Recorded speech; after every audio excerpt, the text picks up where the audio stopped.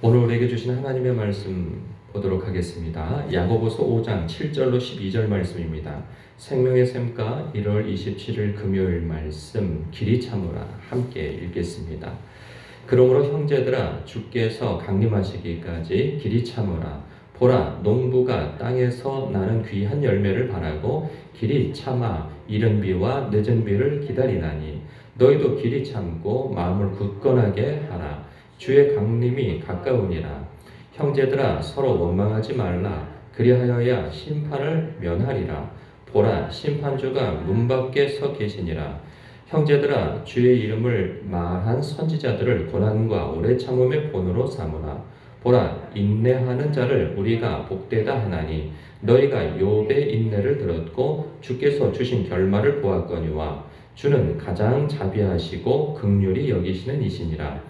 내 형제들아 무엇보다 맹세하지 말지니 하늘로나 땅으로나 아무 다른 것으로도 맹세하지 말고 오직 너희가 그렇다고 생각하는 것은 그렇다 하고 아니라고 생각하는 것은 아니라 하여 정죄받음을 면하라. 아멘.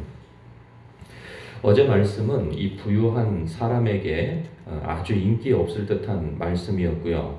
오늘 말씀은 또 가난한 이 사회적 약자에게 인기 없는 말씀인 듯 합니다. 제목부터가 길이 참으라 말씀이죠. 여러분 참는 거 좋아하는 사람이 누가 있습니까? 좋아할 사람은 있어요. 이 가해자는 좋아하겠죠. 이 피해자가 자기에 대해서 참는 것을 좋아하겠죠. 그래서 어제 말씀 같은 경우에는 부자가 싫어할 말씀이고 가난한 사람들이 이 약자가 좋아할 말씀이죠. 왜냐하면 이 부당하게 착취하고 착복하고 이 횡령하여서 가난한 사람들의 마음에 또 그 눈에 피눈물을 흘리게 하는 사람들이니 하나님께서 그들을 반드시 심판하실 것에 대해서 경고의 말씀을 주실 때 약자들과 가난한 사람들, 하나님의 사람들은 그것으로 위로와 격려를 받고 또 인내할 수 있는 것이고요. 오늘 말씀 같은 경우에는 가난한 사람과 사회적 약자가 기뻐할 말씀은 아니에요. 참으라고 하니까. 여러분 이게 얼마나 힘든 일입니까? 참는 일이. 인내한다는 일은 너무나도 고통스러운 일이에요. 사람이 자기가 그 인내할 일이 없을 때 인내하는 것은 이거 누구나 다 할 수 있는 거죠. 그런데 이게 부당한 일을 당하고 뭐 물질적인 피해뿐만 아니라 이 건강과 생명의 위협까지 받고 하는 그러한 이 절체절명의 상황에서 인내한다는 것은 이건 보통 일이 아니라 말이죠. 그래서 이 말씀은 참 인기 없을 말씀입니다. 그럼에도 불구하고 좋아할 사람들이 있는 거죠. 자신들이 가해자가 되어져서 사회적 약자를 괴롭히고 이게 착취하고 갈취하고 하는 그런 사람들은 야 너네들 예수 믿으면 참아야 되는 거 아니야? 목사면 참아야 되는 거 아니야? 너 교회 다닌다며 그러니 참아야 되는 거 아니야? 이거 오히려 그 사람들이 요구하고 그러죠. 얼마나 얄밉습니까? 그런 사람들이 있어요. 아니 장로님이라면 그럼 참아야 되는 거 아닙니까? 예전에도 어떤 분이 이 굉장히 이렇게 손해를 입히고 그래서 아이고 이러면 됩니까? 제가 그렇게 얘기를 했더니 목사님이 어떻게 그렇게 얘기할 수 있습니까? 사람을 먼저 생각해야지 물건이 먼저니까 막 그러더라고요. 그래서 아니 제가 뭐 공짜로 일을 시킨 것도 아니고 돈을 지불하고 일을 시킴에도 불구하고 그 운반하는 과정 속에서 물건을 막 이렇게 상하게 하는데 그거를 좀 제대로 해달라고 얘기했는데 오히려 되려 막 큰 소리를 치고 그러더라고요. 목사님이 사람이 중요하지 물건이 중요합니까? 그래서 이 도대체 이건 무슨 상황인가 아주 굉장히 당혹스러운 일이 생겼는데 세상에서도 마찬가지란 말이죠. 내가 믿는 사람인 것을 아는 상대방은 그것을 이용하여 가지고 내가 이렇게 너를 손해를 입혔어도 당신은 그래도 참아야 되는 거 아니냐 뭐 이걸 요구할 때 너무나도 정말 황당하기도 하고 화가 나기도 하죠. 그런데 이것이 당사자가 하나님 앞에 참을 이유를 발견한다면 이것은 그래도 은혜가 되어지는 것이고 고통스러운 가운데에서도 참을 이유를 발견하는 것인데 이게 내가 할 말과 상대방이 할 말이 뒤바뀌어 버리면 이건 너무나도 고통스러운 일이죠. 그래서 이게 오늘 말씀이요. 정말 삶 속에서 부당한 대우를 받고 부당하게 어떤 대우를 받는 그러한 그러한 사람이 이 말씀을 듣는다면 굉장히 반발심이 일어날 말씀일 거예요. 목사님 같으면 그렇게 하겠습니까? 근데 사실 이건 제가 하는 말이 아니고 성경이 하는 말씀이고 하나님께서 이 야고보를 통하여서 우리 하나님의 백성들에게 이러한 이유로 너희는 인내할 이유가 있다라고 말씀하시는 거거든요. 그래서 이거는 뭐 목사의 말로 듣는다면 그 부당한 어떤 대우를 받는 위치에서 이 원통하고 억울한 사람이 들을 때에는 너무나도 이거 반발심이 일어날 말씀이겠으나 스스로 이 말씀을 묵상하며 하나님께서 주시는 말씀이라고 한다면 이 말씀을 받을 수 있는 것이죠. 그래서 시작부터 이래요. 이 말씀이 보면 참으라는 말이 계속 나와요. 이거 마음 상하게 말이죠. 보십시오. 몇 번이나 나온지 모릅니다. 그러므로 형제들아, 이게 7절에서도 길이 참으라. 이게 2번이나 나옵니다. 길이 참으라. 그리고 또 기다리라. 그리고 또 8절에도 길이 참고. 그리고 또 10절에도 나옵니다. 오래 참음으로 본으로 삼으라. 오래 참고 인내하고 기다리고 길이 참고.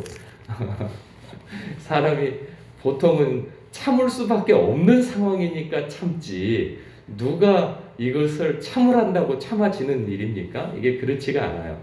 그런데 보통은 내가 힘이 없어서 대항할 수 없어서 참을 수밖에 없는 상황이니 참는 그러한 일이겠으나 우리 그리스도인은 참을 이유가 있음을 이야기해주고 있어요. 왜?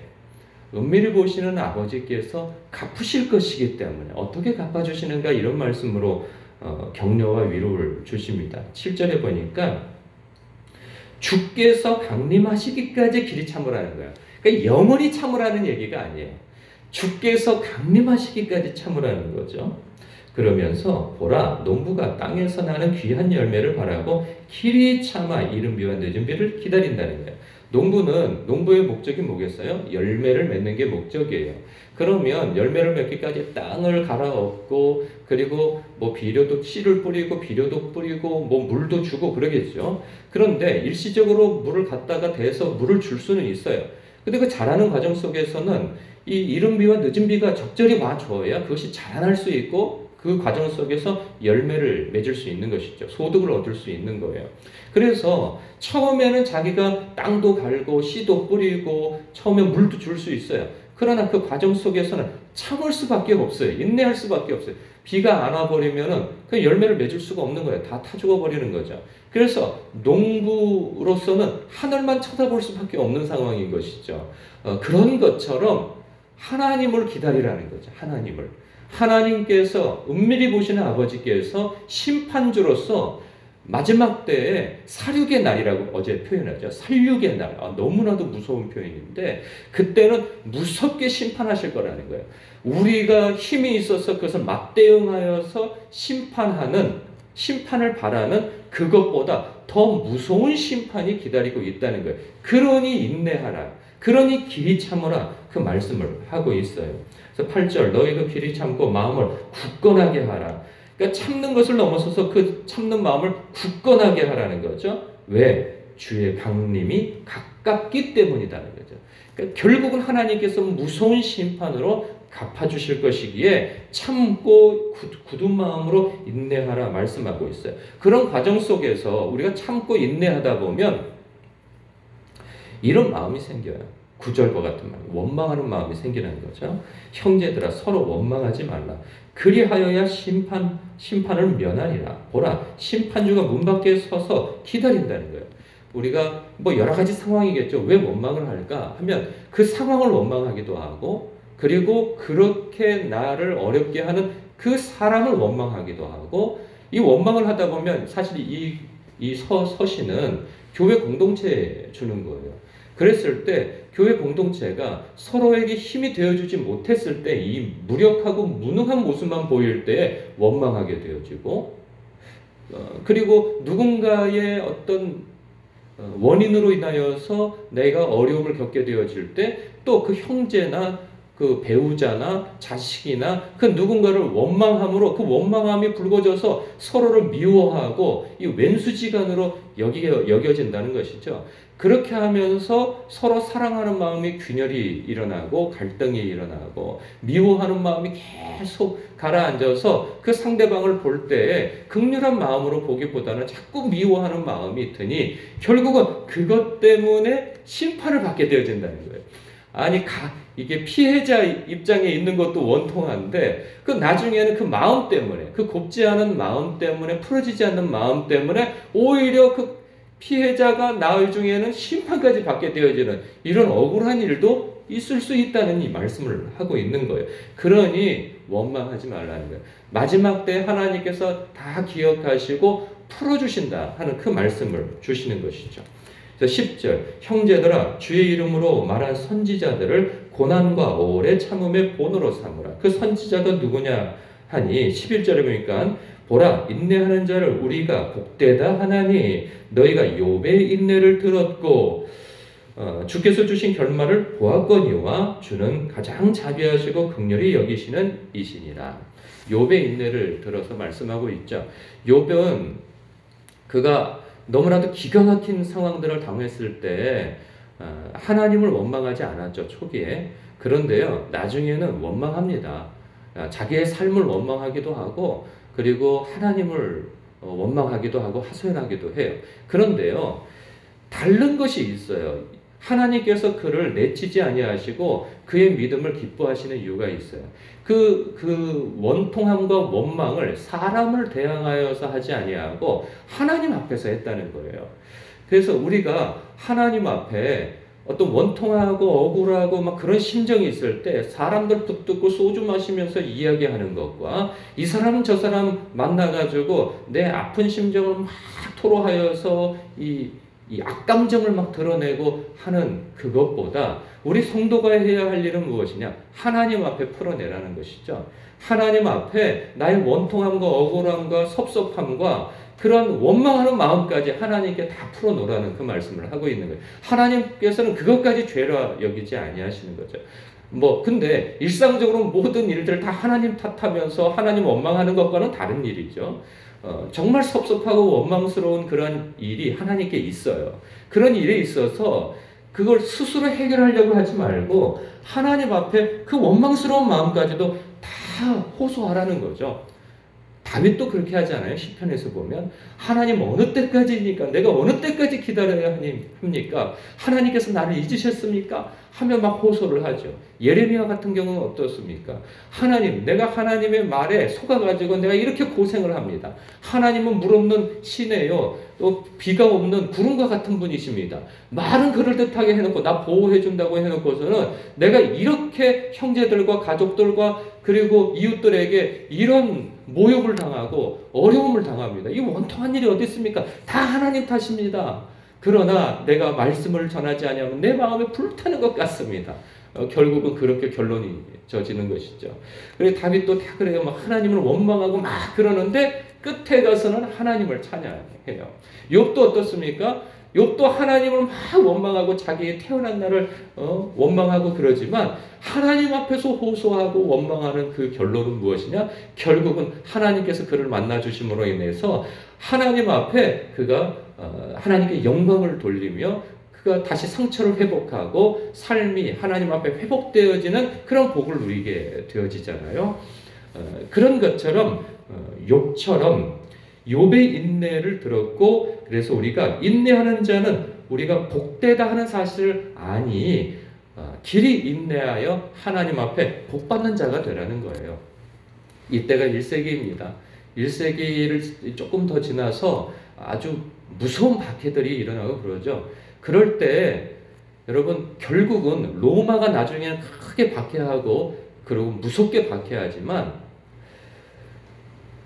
세월이 지나서 로마의 국교가 기독교가 되어지고 온 세계에 예수 그리스도의 복음이 전파되어지는 그런 놀라운 기회를 얻게 되어지는 것은 이 부당한 대우를 받을 때 성도들이 이 봉기를 일으키고 그리고 그것에 대항해서 전투하고 하는 일로 되어지지 않았다는 것이죠. 잡으면 잡히고 죽이면 죽임당하고 마치 예수님께서 도축장에 끌려가는 양처럼 그렇게 묵묵히 걸어 들어가 순교를 당한 십자가를 지신 것처럼 많은 순교자들이 그렇게 대항하지 않고 주님의 갚으심을 바라며 순교를 당했던 그것으로 로마가 정복이 되어졌던 것이죠. 복음으로. 바로 그것을 말씀해 주고 있는 것입니다. 그런데요, 이 말씀조차도 지금 어려움 당하신 분에게 이 말씀이 들린다면 위로가 되기보다는 화가 날 거예요. 반발심이 일어날 거예요. 그런데요, 이 말씀을 스스로 읽으시고 묵상하시고 하나님의 마음과 길이 참으시는 그 하나님, 나에 대해서 뿐만 아니라 하나님께서 결국은 심판주로서 사륙의 날에 이 악한 자들에게 심판하시고 하나님을 온전히 믿으며 인내하고 주님 붙든 자들에게는 하나님께서 영광과 존귀와 그리고 하나님과의 오랜 평화의 날을 누릴 그러한 때를 바라보는 사람은 오늘의 고통을 인내할 수 있는 것이죠. 성령으로부터 개인적인 음성을 듣는 귀한 묵상 시간이 되기를 고통당하시는 분들에게는 그런 권면을 드립니다. 기도하겠습니다.